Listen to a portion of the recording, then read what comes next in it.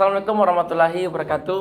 Perkenalkan, nama saya Muhammad Yuda Pulamolo dengan NIM 92142402 dari jurusan Akuntansi Fakultas Ekonomi dan Bisnis Universitas Negeri Gorontalo.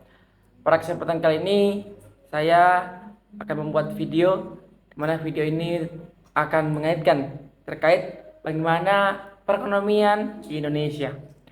Ini juga merupakan salah satu bentuk pemenuhan tugas kuliah untuk mata kuliah Pancasila yang diberikan oleh Bapak Roni Hukum. Jadi kita masuk dalam topik pembahasan pada pembahasan kali ini. Baik Bapak Ibu serta teman-teman sekalian, kalau kita berbicara terkait perekonomian Indonesia, tentu perekonomian Indonesia ini sangat strategis kalau dilihat dari bagaimana sistem informasi yang ada dengan bagaimana sistem edukasi yang ada, sehingga kalau kita melihat standarisasi ekonomi yang ada di Indonesia, tentu harus kita lihat juga apakah perekonomian di Indonesia ini sangat strategis buat kita untuk masa depan kita. Tentu dalam strategis perekonomian Indonesia ada istilahnya yang namanya bonus demografi. Nah, bonus demografi ini Bapak Ibu sekalian, ini setiap tahun jumlahnya penduduk dunia terus bertambah. Kenaikan jumlah penduduk tertinggi biasanya terjadi di negara-negara berkembang, termasuk Indonesia. Berdasarkan usia, jenis kelamin, pendidikan, serta pekerjaan, beberapa tahun ke depan Indonesia akan menghadapi lonjakan usia produktif atau yang dikenal dengan bonus demografi. Tepatnya tahun 2030 sampai dengan 2040. Bonus demografi adalah fenomena di mana pada kurun waktu tersebut kondisi masyarakat Indonesia akan didominasi oleh usia produktif dari usia 15 sampai dengan 64 tahun. Dibandingkan dengan usia non produktif, Badan Pusat Statistik memperkirakan jika setidaknya sekitar 64% usia produktif dari total penduduk yang diproyeksikan, yakni 297 juta jiwa, seperti itu. Bonus demografi hanya terjadi satu kali di setiap negara. Sampai saat ini ada banyak negara yang berhasil memanfaatkan bonus demografi dengan maksimal seperti Jepang, Korea Selatan, dan Singapura. Memanfaatkan bonus demografi ini tentunya dengan melihat bagaimana memaksimalkan semua negara-negara tersebut dalam tantangan yang mampu merubah perekonomian negara dari negara berkembang menjadi negara maju.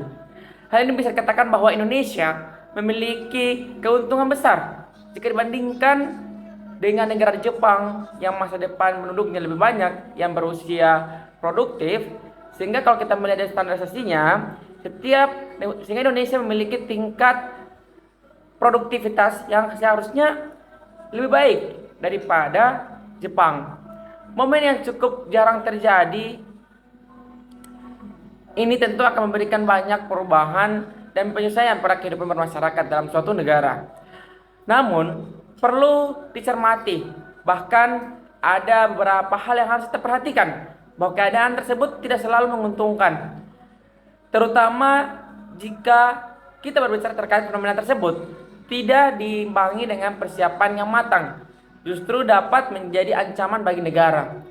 Namun perlu diperhatikan, sejalan dengan bonus demografi, yaitu dengan bagaimana terkait kuantitas yang meningkat dan harus berjalan seimbang dengan kualitas.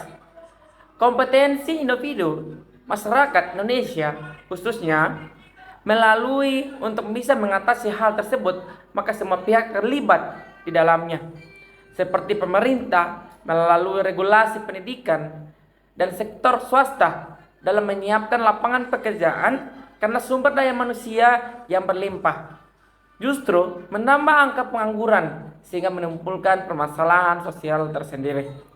Suatu hal yang harus kita cermati bersama, yakni dengan bonus demografi, berarti sejalan dengan dibutuhkannya lapangan pekerjaan yang banyak pula. Seiring dengan revolusi 5.0, maka dengan ini PR yang tidak mudah yang kita diminta untuk fungsi manusia akan digantikan dengan robot. Inilah standarisasi bahwasanya di masa akan datang tentu ada suatu hal di mana manusia akan digantikan dengan robot. Karena dengan melihat standarisasi terkait digital, informasi, dan semua hal terkait teknologi yang semakin berkembang, tentu banyak sekitar kita, apalagi terkait masyarakat Indonesia sendiri, tentu sangat tidak strategis dalam pemahaman mengenai edukasi tersebut. Dengan menilik negara Jepang yang saat ini pertumbuhan penduduknya mengalami penyusutan sampai dengan 1% setiap tahunnya, namun uniknya pertumbuhan ekonomi Jepang justru mengagumkan, karena pertumbuhan ekonomi yang terjadi di Jepang itu bekerja sekitar 2%, jauh lebih tinggi dari Amerika Serikat dan Uni Eropa. Walaupun demikian, ekonomi di Amerika Serikat tumbuh lebih dari 35% sejak tahun 2000. Penduduk usia kerjanya juga meningkat signifikan, sehingga pertumbuhan ekonomi Amerika Serikat berpekerja hanya sekitar 1%, seperti itu. Kalau kita mengingat bahwa Jepang adalah satu bangsa yang memiliki tingkat penuaan dengan penduduk dengan melihat sangat tinggi, kinerja perekonomian yang dihasilkannya sangat mencengangkan. Kunci sukses Jepang adalah mendorong penduduk usia kerja untuk bekerja optimal dan semakin produktif, sehingga di tingkat penganggurannya pun paling rendah di antara negara-negara yang maju, yaitu kurang dari 3%. Hampir dari 80% penduduk usia kerja terserap oleh sektor produktif dibandingkan dengan Uni Eropa dan Amerika Serikat yang hanya sekitar 70%. Prestasi Jepang dalam pencapaian tenaga kerja penuh dengan pertumbuhan tinggi. Penyerapan tenaga kerja selama 2 dekade terakhir menjadi catatan penting dalam menarik bagi ekonomi di tengah-tengah deflasi terkait deflasi yang permanen, dan juga selama periode tersebut harga-harga secara umum saat ini di Jepang lebih rendah dari harga-harga 15 sampai dengan 20 tahun yang lalu. Berbeda dengan Jepang, Uni Eropa, dan Amerika Serikat, dan negara maju lainnya, Indonesia, negara kita sendiri, diuntungkan dari aspek demografi, yaitu kita ditakdirkan memasuki periode bonus demografi. Tidak banyak negara yang memiliki kemauan seperti itu, apalagi negara dengan jumlah penduduk yang sangat besar. Bahkan negara emerging seperti Tiongkok setelah memasuki masa penuaan karena kebijakan One Silk Policy masa lalunya, atau Rusia juga memasuki babak yang sama karena secara umum masyarakat Rusia tidak suka punya anak. Bagi mereka punya anak adalah beban.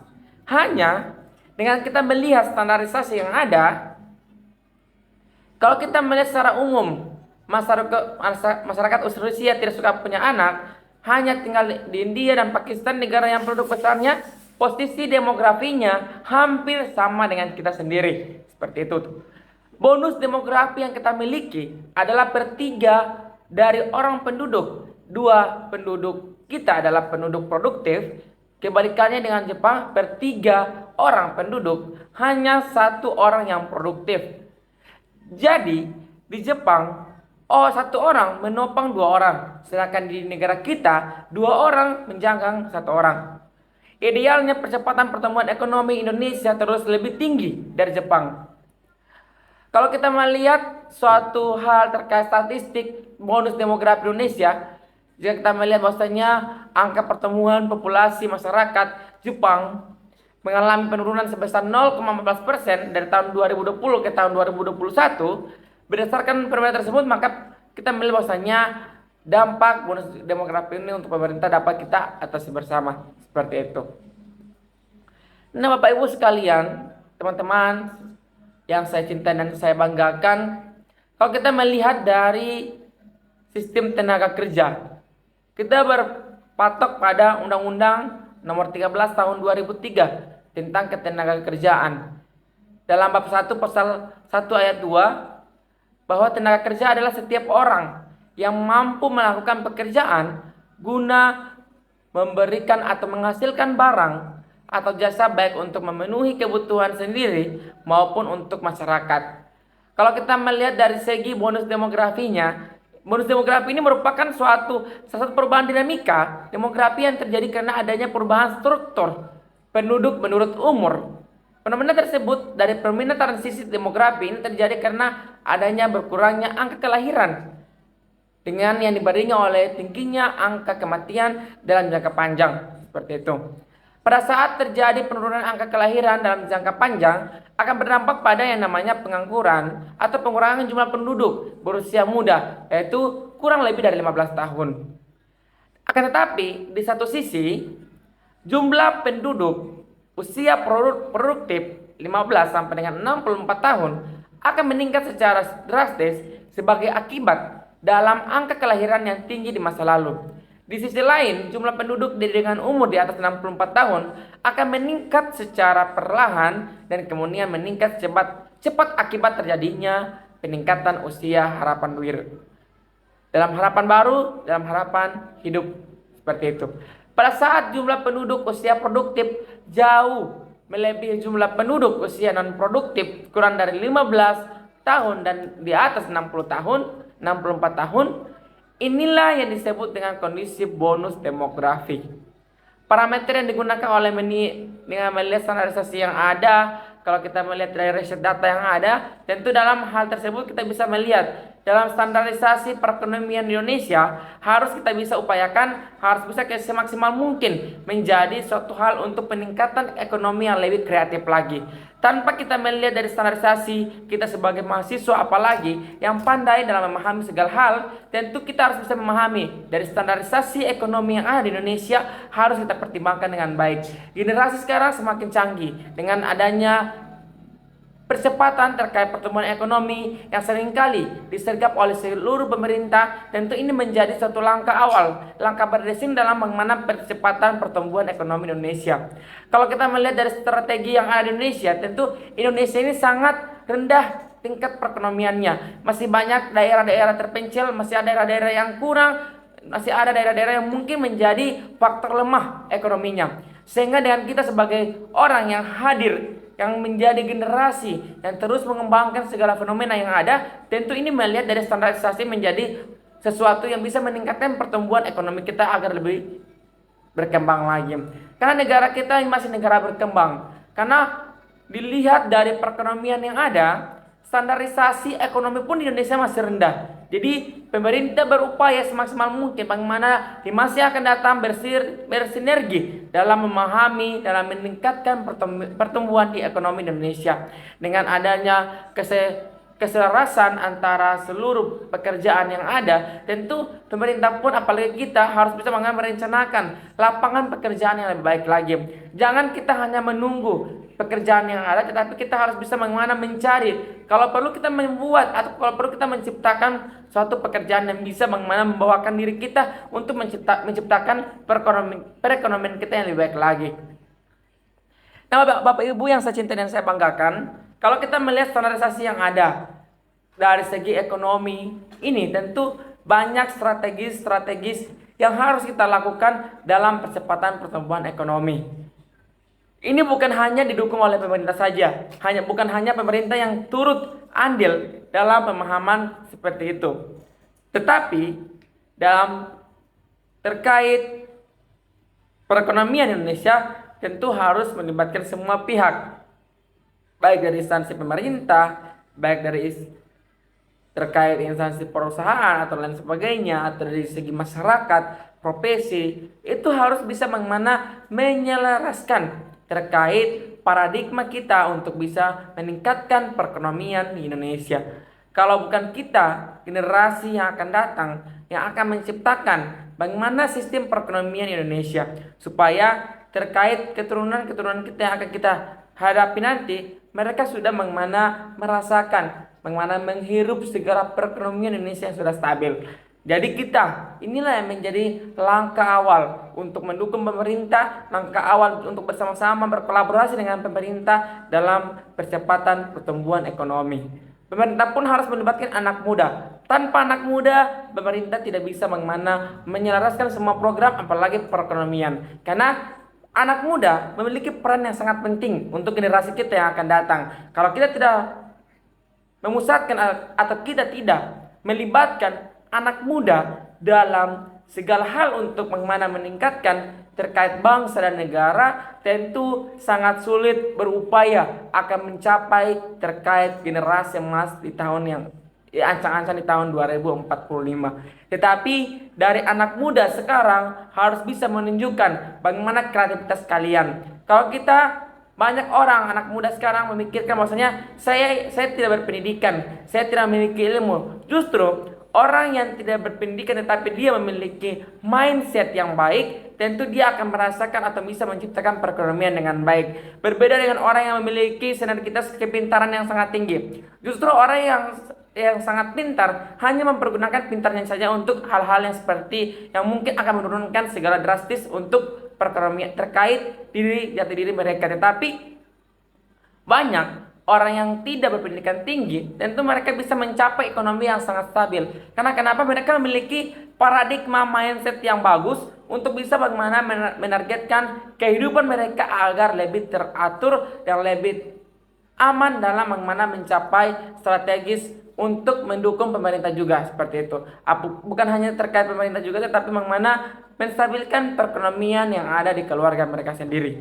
Kalau kita melihat Bapak Ibu sekalian, teman-teman sekalian, dari standarisasi yang ada, inilah harus kita tunjukkan bahwasanya negara Indonesia harus punya sinergitas yang baik, harus punya bagaimana target-target untuk bisa mencapai perekonomian yang lebih baik lagi, harus bisa bagaimana membuat suatu program ini harus bisa tersampaikan kepada masyarakat. Dan untuk pemerintah sendiri, kita harus bisa bagaimana ke depannya membuat suatu hal terkait bisa menyelaraskan semua perekonomian Indonesia.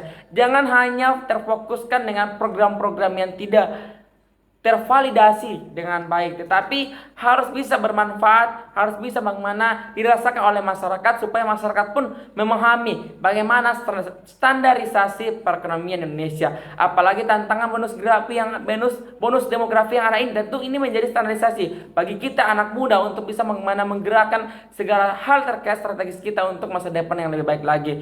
Jadi mungkin itu sekedar terkait pemaparan saya untuk memahami perekonomian Indonesia, apalagi berhubungan dengan tantangan bonus demografi yang ada. Jadi teman-teman sekalian, teman-teman mahasiswa sekalian, teman-teman semua anak-anak muda, tunjukkanlah segala hal kreativitas kalian. Jangan pernah kalian menganggap bahwa kalian tidak bisa. Orang yang tidak bisa justru orang yang tidak mampu bagaimana mencoba hal-hal yang baru. Justru kalian harus bisa bagaimana ke depannya, harus bisa memberanikan diri mencoba hal yang baru untuk bisa menjadi orang yang bisa berkreatif, orang yang memiliki ide yang sangat bagus dan bisa diperuntukkan untuk masyarakat dan untuk diperuntukkan untuk bangsa dan negara yang akan datang seperti itu. Maka sekian dari saya, lebih dan kurangnya saya mohon maaf. Wassalamualaikum warahmatullahi wabarakatuh.